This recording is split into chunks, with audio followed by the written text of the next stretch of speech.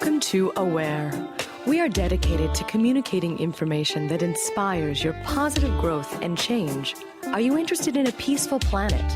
Are you interested in optimal health? Are you living with purpose? Are you enjoying your life? We realize each person can make a difference, and our mission is to empower your awareness. The choices that you make in every moment shape your life, and we encourage you to realize that you have your own answers and to always listen to your own truth. We invite you to stay aware.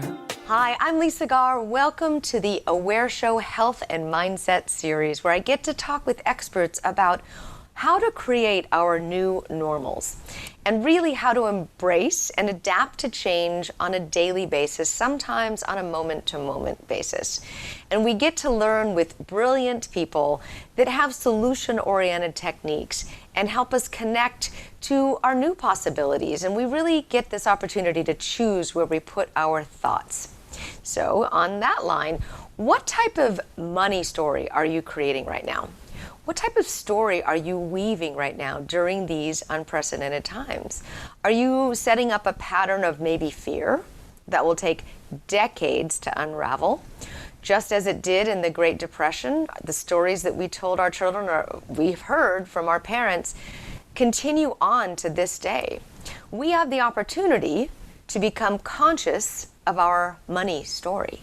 And we are creating that story right now at this moment. Joining me is money and happiness expert, Ken Honda. He is the best-selling self-development author in Japan of a book called Happy Money. And his books in Japan have surpassed 7 million copies since 2001. This beautiful book here, Happy Money, is the Japanese art of making peace with your money. And Ken talks about how we can create a happy relationship with our money, even in a time of a challenged economy. Welcome to the show, Ken. Thank you so much for joining me. Hello, Lisa. I'm so happy and honored to be here. And this technology is incredible. I'm in Japan, you're in US, and we can do this. It is so wonderful. It's so wonderful because we get to also learn from you. You have this beautiful Zen approach to money. And right now, the world is very challenged with this economy and the economic shutdown and what's happening in our world. So how can we change our relationship with money during this particular time? So this is a very interesting time, and it seems like what's happening is pulling out the best and the worst of us. And if we are a happy person, probably like the happy person will come out. And if we are terrible, mean, frightened person, that will come out. And the same thing goes with money. Your relationship with money determines your happiness. So if you're enjoying money and always appreciate about life and money, you are probably a happy person now. But if you're frightened, you're frustrated, angry, that anger gets multiplied and then projected into money. So you're upset with money whenever you think of that. And I don't blame you, especially when you're having a hard time. But this is a time that you have to deal with money more elegantly. Otherwise, we'll be in this deep emotional crisis. Elegantly, that's a beautiful choice of words. What do you mean by deal with money more elegantly? So to begin with, we are so upset with everyday life. I mean, we used to be so upset with everything. We used to be upset with our neighbors, our companies, or their family, or politics. And we are so easily triggered emotionally. And money is such a big trigger. Whenever we are thinking of money, like we get upset. Like when we receive a bill, nobody jumps up and say, "Oh, I got a bill." Gives you like, "Oh, I don't want to pay." So it gives you kind of your feeling is go down. And when you get a paycheck, not many people go like, "Wow, it's a happy day." You probably get upset because it's hard to make both ends meet. So instead of appreciating money coming in, you get upset. Instead of appreciating money going out, you just get upset because you have to pay some bills. And all the time you get upset, worried, frustrated. All the feelings are not making you happy. So you have to change your relationship with money. Otherwise, we will just keep this suffering forever. That is a great point, because real true joy doesn't actually come from money, does it? Right. It comes from the things Because that we do with the money, right? I know. And money, when you take a look at money, money is just energy, or money is just paper, coins, and credit cards, or somewhere on internet. So it's not a physical thing, but we are so controlled by money. We do so many things because of money. We don't do so many things because of money. And the number one reason for divorce and all the fights could be money, because we are so obsessed with money. And I think that what's going on is just giving us this opportunity to take a look at our life from a different perspective. So I think it's great, because we're now just having a second look at what's going on in our life too. So are you saying that we can separate our relationship from money? So if you were having a great relationship, but money was the only thing that made it challenging, that maybe you can separate the two? Of course, because feeling happiness or being a happy person, you don't require so much money. It doesn't really make a difference if you have a huge amount of money or little money. It's about your attitude. Because I've known, and I'm sure you know, so many people who are suffering, even though they have so much money. That's why all the celebrities go into alcohol and drug issues, because it's what's going on inside. It's bothering them. It's not the outside. But to be fair, I think having enough money helps, because you don't have to go through these inconvenient situations if you have enough Right. money. So I'm saying, you don't have to have any money. I'm saying you have to have some money, but don't get obsessed with it. Otherwise, you're going to lose your peace of mind and beautiful relationship and time with your family member and yourself. Which brings me to the conversation about what money story are we creating right now around this particular economic downturn. What type of conversations can we have with our children, with our partners about money right now? I have done so many counseling with money, and I'm so often surprised that we are so controlled by what went on in our childhood, because what our parents did.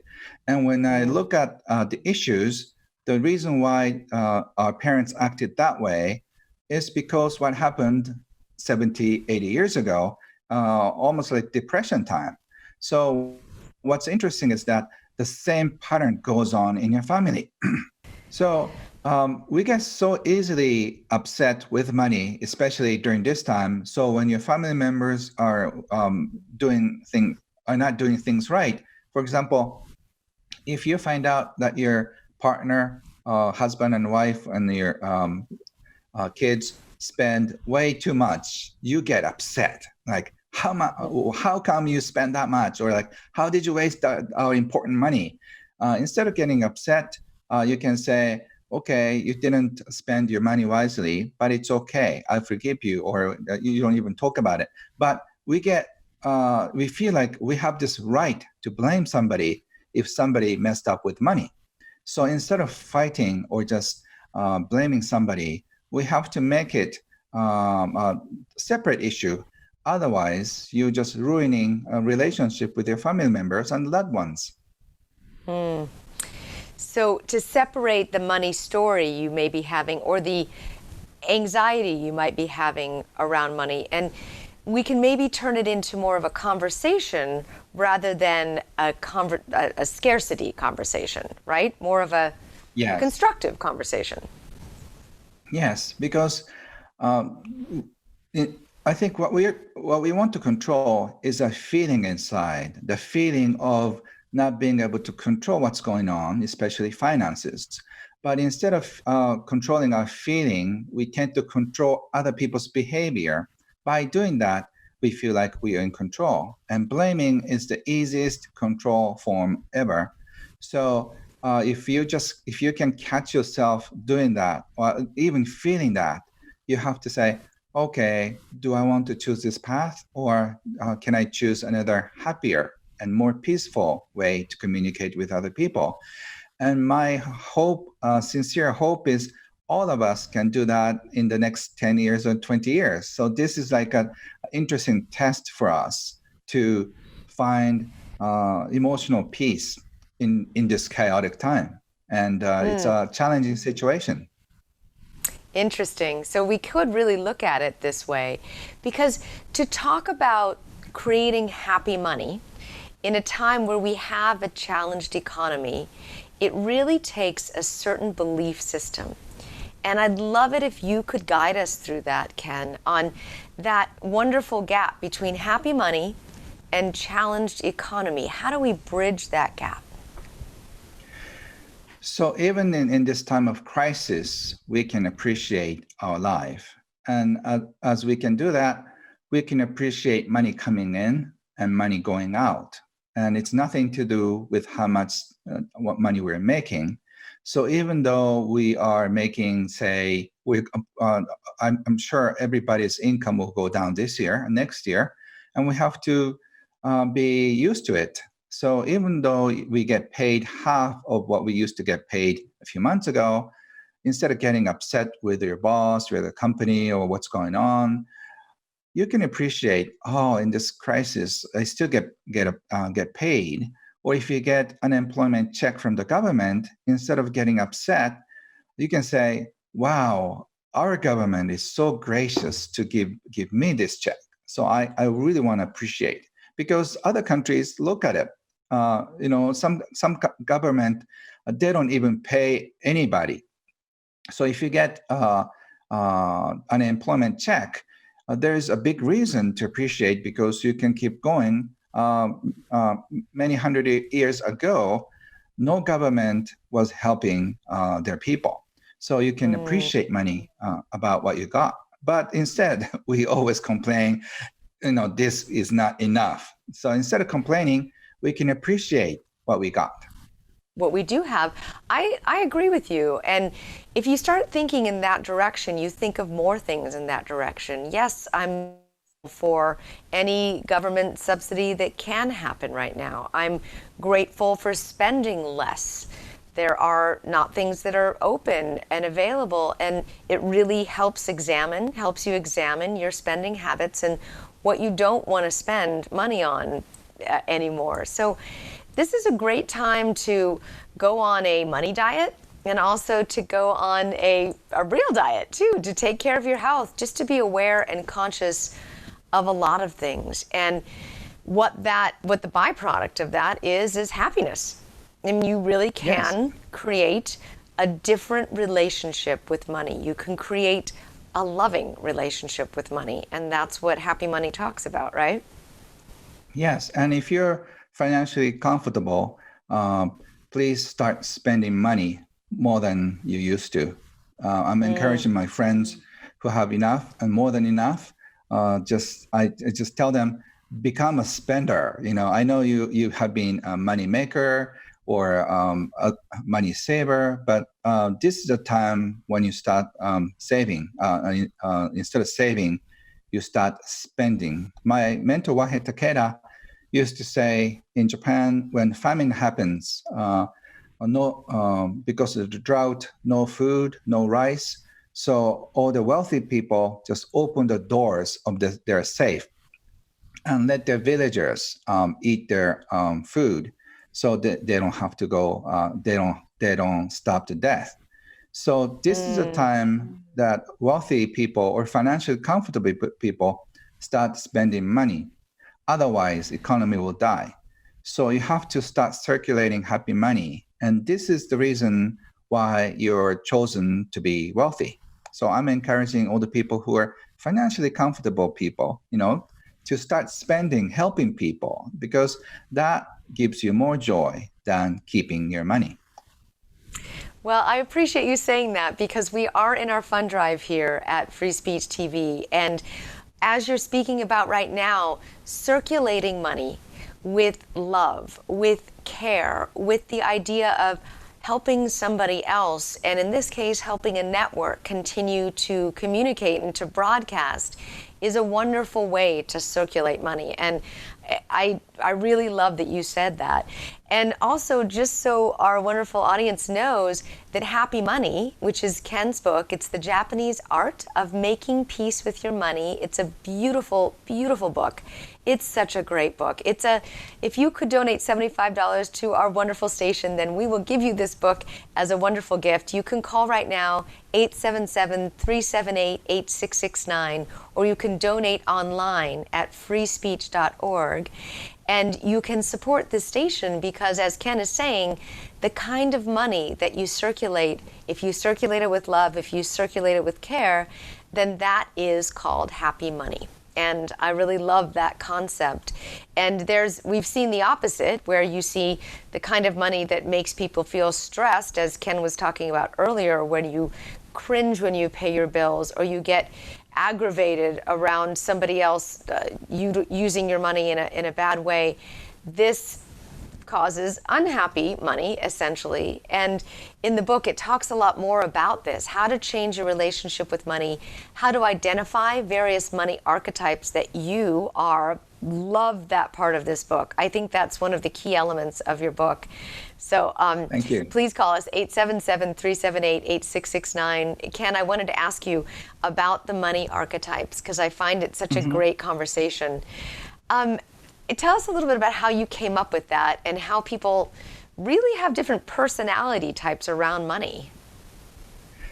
As I said, I've done many money counseling with a couple and family members. And I realized during this, in the process of giving counseling to all the family members, they are living in the same household, but their parents, for example, husband and wife, they have a different attitude toward money, and their kids are very different. I call them, for example, people who like to save pennies. They cut out coupons. They don't go out shopping. They save. I call them savers. And if you are a spender, you like to shop, nice clothes, go to a nice restaurant. They don't have any interest in saving money. I call them spenders. And there are those who are interested in making money, making new businesses, and doing more and more. They're not interested in spending money. They're just interested in making more money. I call them compulsive money maker. And there are those, my mother was one, who worries about money. She constantly harassed me. Are you doing okay, with your money? So I'm okay, Mom, but she didn't believe that. So she always worries about money. So money warrior type and spender type, and also a saver type and money maker type live in the same and under the Families. same roof. Yes, so that's why I found out about this, and it's so interesting. Your brothers and sisters are completely different people. It's not just they have the different parents. It's just how you deal with money. Isn't that interesting? That's so fascinating. And each one of the personality types, the money personality types, complement the other or contradict the other. And each one has a shadow side to it and then a positive side to it. So it's fascinating. Yes, I think this is so great because you can really learn how to live with, say you're the saver and you live with a spender, and how to heal that relationship. Or if you're the type that's indifferent to money, you call the hippie type, and then you have the compulsive moneymaker type, how those two can live together. So I feel that this really helps people, not only change their relationship with money, but create compassion for people with different perspectives around money rather than making them wrong. And it's a wonderful way, to explore that during this time, is not to make people wrong around their money story, but to have compassion around it, just because they're not you, right? But the interesting thing is that in couples counseling, I know, our closest friend, Dr. John Gray, talked about this on the show too. We have different attitude toward money. So the same reason why we attracted to one another. For example, spender person gets attracted to a saver person or a money maker type because he or she can just give you the guarantee for spending for the rest of your life. And a money maker type tends to go with a money spender because she or he is a very flashy, fun-loving attitude that these people don't have. So they're attracted to one another, and they get married or they just stay together. But the same reason why they're attracted to each other are the reason for divorce, because like I cannot live with this person for anymore because she or he spends the money, even though I make so much money. And also the other way around, he is so boring. He's just doing the work. So Wow. I wish all of us at least show some respect to the other money types, but it's almost like a religion. If you're a money saver, these people don't understand the spender type.